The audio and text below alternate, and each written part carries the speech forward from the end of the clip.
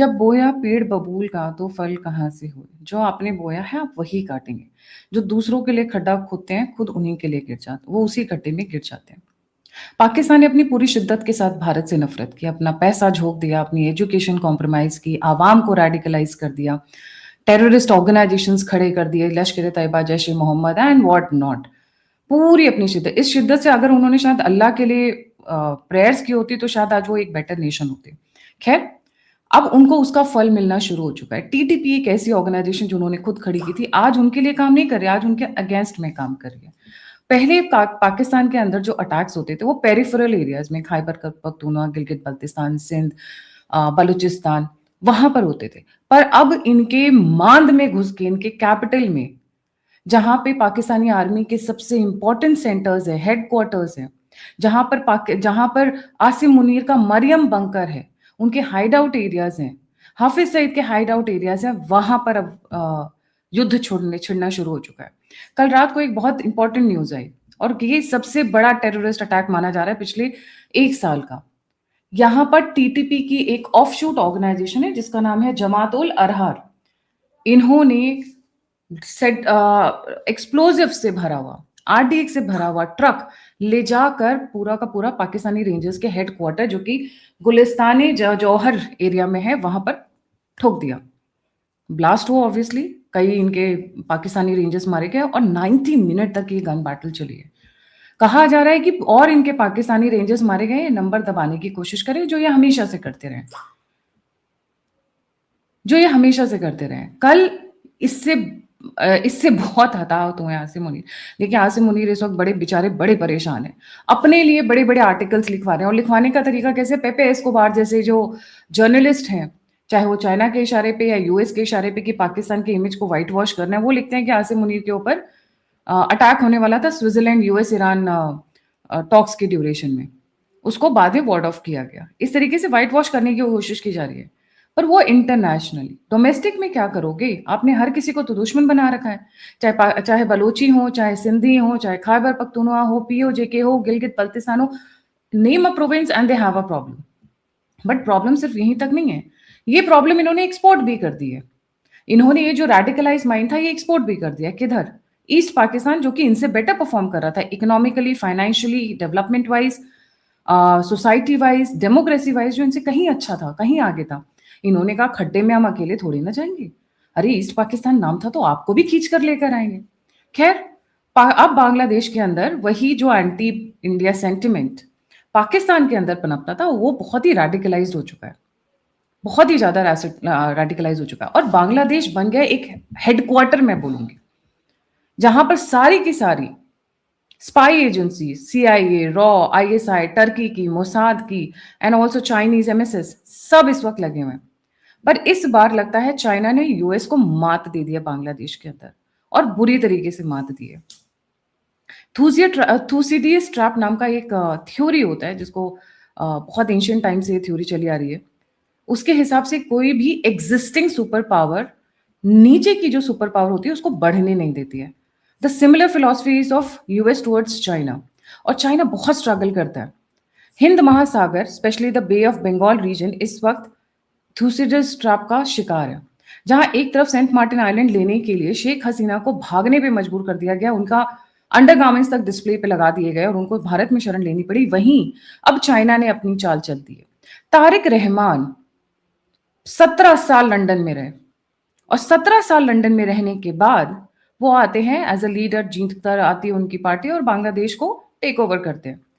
लगता है उन्होंने अपना रुख चेंज कर लिया है। लगता है उन्होंने अपने मास्टर्स को चेंज कर लिया है। क्यों? क्योंकि अभी 24 से 27 जून के बीच में ही वाज़ इन चाइना। अभी तक यूएस नहीं गए, अभी तक यूके नहीं गए। खैर, यूके तो 17 साल लगा कर ही आए थे, तो कहाँ जाएँगे? अब क्या है? अब वो चले गए हैं चाइना, और चाइना में क्या हो रहा है उसकी डिटेल्स देती हूँ। मार्टिन आइलैंड यूएस बहुत तड़पता रह गया, पर बाजी मार ली चाइना ने। पर यहाँ पर भारत के लिए भी एक प्रॉब्लम है। चाइना भारत को आगे बढ़ने नहीं देना चाहता है और अपनी स्ट्रिंग ऑफ पर्ल्स, जैसे थूसिडियस ट्रैप की मैंने बात की, यूएस चाइना को आगे बढ़ने नहीं देना चाहता है, चाइना भारत को आगे नहीं बढ़ने देना चाहता है। उसके चलते उन्होंने बनाया स्ट्रिंग ऑफ पर्ल्स। ग्वादर में इन्होंने पाकिस्तान का ग्वादर ले लिया। उसके साथ-साथ डिजिबूटी, ईस्ट अफ्रीका लिया और कई सारे ट्रैप्स हमने जयशंकर जी मंगोलिया गए और बात चल रही है कि वहाँ पे डिफेंस डील की, शायद पिनाका, तेजस और प्रॉब्ली ब्रह्मोस, इनमें से कोई भी वहाँ जा सकता है। किसी की भी डील हो सकती है। The talks are on. But अब जो झटका लगा है भारत को तारिक रहमान से, मैं तारिक रहमान के बारे में हमेशा कहती रही हूँ, don't trust him. He is sitting on a lion, he can't get off it. अगर वो चाहे भी तो वहां से हट नहीं सकता है। पर लगता है कि ये जो अभी गेम ऑफ थ्रोन्स चल रहा है बांग्लादेश के अंदर, उसके अंदर तारिक रहमान को बहुत कॉम्प्रोमाइजेस करने पड़ रहे हैं। यूएस और यूके की हाथ छोड़कर चाइना की तरफ बढ़ना पड़ रहा है। इन्होंने पर झटका हमें दिया है। झटका कैसे दिया है?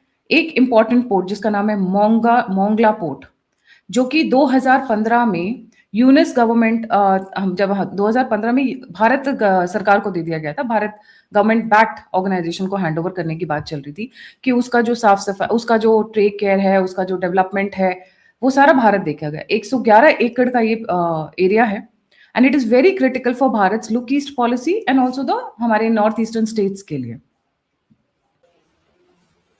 अगर आप देखेंगे इस मोंगला पोर्ट की जो लोकेशन है, ये 50 किलोमीटर है कैलकाटा से, मतलब जो हमारा नियरेस्ट बॉर्डर है 50 किलोमीटर है वहां से। पर इनको समझ में क्या आया? चाइना को देने के लिए। चाइना कौन? जो कि 3,200 kilometre from the nearest province which is yuan province of China, उसको उसको इन्होंने हैंड ओवर करने की बात की है। ये किसने किया था? ये डील किसने कैंसिल की थी? यूनिस ने। और तारिक रहमान ने उसी डील की, कैंसिल डील को ले जाकर आज के डेट में डाल दिया किसकी गोदी में? चाइना की गोदी में। यहां पर अभी भी आज की डेट में अगर मैं कहूं तो फ्री ड्रेजिंग, जो जैसे सिल्ट इकट्ठी हो जाती है, नदियां आती हैं जहां पे पोर्ट होता है, तो वहां पे बहुत सारी एक्यूमुलेशन होती है, सैंड, सिल्ट, देख रेख, सफाई, एटसेट्रा एटसेट्रा। वो सारा अभी भी फ्री ऑफ कॉस्ट कौन कर रहा है? भारत कर रहा है। अभी भी भारत इनको दाल, चावल, तेल, आटा, मछली सब दे रहा है। अभी भी भारत इनको अलाउ कर रहा है कि ये नेपाल से इलेक्ट्रिसिटी ले लें विया भारत, विया the Siliguri corridor Bharat. But नमक हरामी की एक इंतहा होती है। ले जाके मोंगला पोर्ट इन्होंने ले जाके दिया, चाइना की गोदी में डाल दिया। तारिक रहमान यहां पर चाइनीज के साथ मिलकर एक इकोनॉमिक जोन बनाना चाहते हैं। अब आप सभी को पता है कि जब बात होती है, सेंट मार्टिन आइलैंड की भी लोकेशन देखिए, जिसके लिए यूएस डेस्परेट था और जिसके लिए उन्होंने शेख हसीना की सरकार गिरा दी, सेम मैप के अंदर है। अगर मैं कहूं कि Tariq Rahman has also turned out to be the same person as Yunus, I wouldn't be wrong, क्योंकि अगर आपको याद है तो यूनिस की बिना पर, यूनिस के एडवाइस पर इन्होंने मोहम्मद जुवेद को, जो कि अभी भारत से भाग के गए थे, जो इनके एडवाइजर है, उनको अपने साथ रखा हुआ है, अपनी कैबिनेट में रखा हुआ है। इस प्रोजेक्ट को कैंसिल कर कर टेक हैंड ओवर कर दिया गया है चाइना को। इस विजिट में सिर्फ इतना ही नहीं हुआ है, इस विजिट में कुछ एक बहुत डेंजरस डेवलपमेंट निकल कर आई है जिसके बारे में बात करना बहुत जरूरी हो जाता है। Chittagong, now here is the image. Chittagong के वहां पर इकोनॉमिक एंड इंडस्ट्रियल जोन बनाने की बात कर रहा है चाइना। चाइना जहां पर होता है वहां पे उसके स्पाइस होना, उसके वॉरशिप्स होना, उसके मिसाइल्स होना, रॉकेट्स होना, you can think and have it. या फिर हो सकता है सबमरीन्स भी, because this is a port, वहां से इनके लिए आसान हो जाएगा, बहुत आसान हो जाएगा।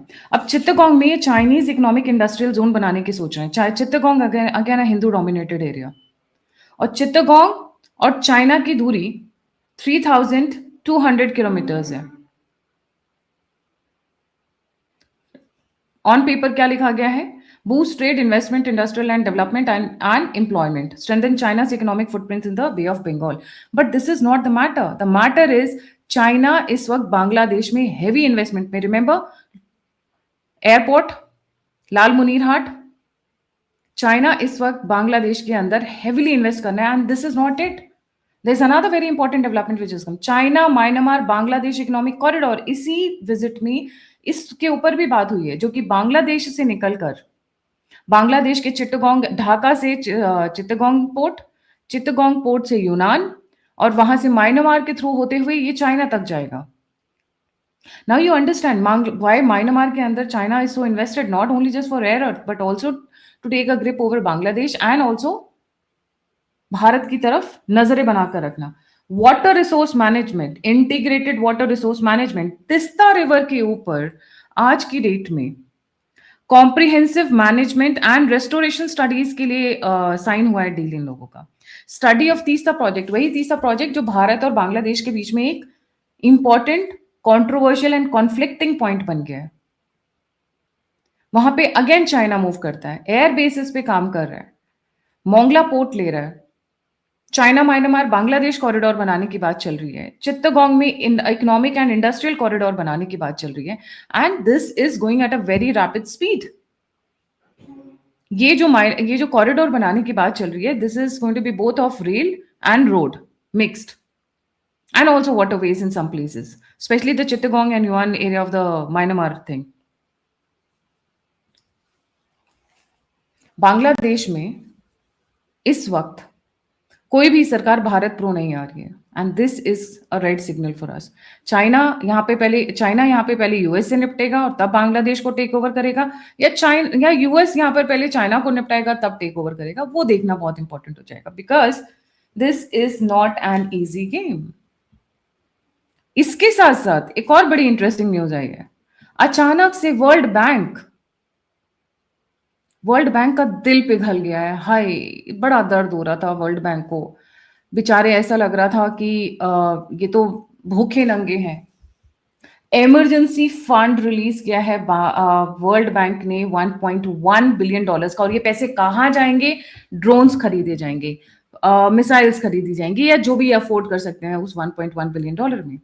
वर्ल्ड बैंक किसके कंट्रोल में आज की डेट में? चाइना के, क्योंकि सबसे ज्यादा पैसे कौन देता है? चाइना देता है। वहां पे ब्राइबिंग, करप्शन, अपने वहां के जो डेजिग्नेटेड ऑफिशियल्स है उनको अपने फेवर में कैसे किया जाता है? ऑब्वियसली पैसे देके किया जाता है। इधर चाइना ये मूव करता है मोंगला पोर्ट की तरफ में, उधर दूसरा मूव होता है वर्ल्ड बैंक की तरफ से कि इनको पैसे दिलवाओ। इमरजेंसी, अच्छा नाम क्या दिया? ऑफिशियल नेम इतने सुंदर सुंदर रखते हैं ना कि मुझे सुन के लगता है कि यार सच्ची में इतनी गरीबी है क्या? Emergency support for food security project, $300 million fertiliser लेकर आएंगे उसके लिए। क्या उगाने के लिए? धान, मतलब चावल, and food security. Contingent emergency response project, $713 million, finance emergency government spending, fuel import and crisis response. $1.1 billion, can you believe that? ये क्या करने वाले उस 1.1 बिलियन डॉलर से? जो पाकिस्तान करता है वही अब ईस्ट पाकिस्तान करेगा, जो वेस्ट पाकिस्तान करता है वही ईस्ट पाकिस्तान करेगा। पाकिस्तान खुद खड्डे में गया है, पर इनको भी नहीं छोड़ेगा, उसी तरीके से गिराएगा जैसे खुद गिरा हुआ है।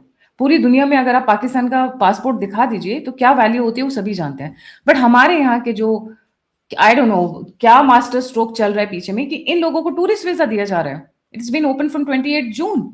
आज की डेट से Bangladeshis can enter India on visa basis. पहले सरहद वैसी रोड के पार आ रहे थे, मार्शी एरिया से तैर कर बोट्स पर बैठकर आ रहे थे, जो अब इनको वीजास भी देने लगेंगे। एंड इंटरेस्टिंग बात क्या पता है, अभी एक वीडियो वायरल हुई जो वहां पे भारत के एम्बेसडर गए हुए हैं, हाई कमिश्नर गए हुए हैं, उनकी और एक महिला की। जो महिला उस वीडियो में थी, बहुत वायरल हुई है वो वीडियो, वो रो रही है, मेरी तबीयत खराब है, मुझे दवाई करानी है, मेरे को ये कराना है, वो कराना है। बट एंटी इंडिया गालियां उसी महिला द्वारा इतनी पॉपुलर है, इतनी वायरल है, कह नहीं सकते। पर मेडिकल वीजा पे उनको भारत ही आना है, मेडिकल वीजा पे चले जाना चाइना। किडनी गायब होगी या लिवर गायब होगा, god knows. Why does she go to China? Because China से बड़ा प्यार है, नहीं तो यूएस चले जाओ। पर मेडिकल यहां कराना है और फिर यहीं पे आकर चाकू भी घोपना है हमारी पीठ में। This is how these people are. And the Indian High Commissioner is actually smirking in that video. Smirking मतलब sarcastic smile.